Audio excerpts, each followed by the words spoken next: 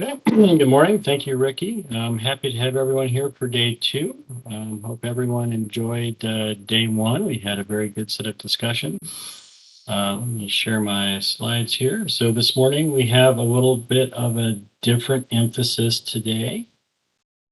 Yesterday we sort of discussed broad regional trends. And then today we're going to be doing a slightly deeper dive into some of the sites, some of the regions.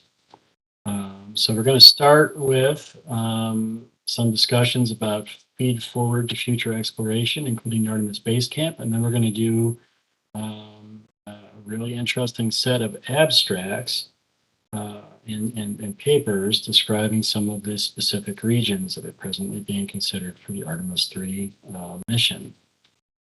And so I will note that we had some unfortunate bird flew into the tower kind of moments yesterday with Senator Schmidt's talk. So we're going to give Jack a second chance to finish his remarks at 2:05 p.m. Eastern Time today at the end of the Haworth and Degerlash Kosher Massif session.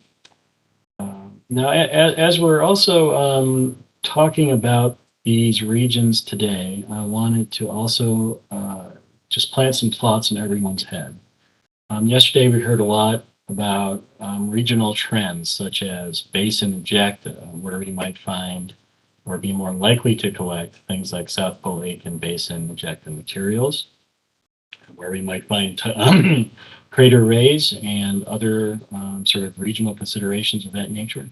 Whereas today we're looking at very specific regions, but some of which may also be impacted by those regional trends. So one of the things that I kind of wanted to do today was just assess which sites might have unique value for exploration, and I think that's a key theme. We're not this.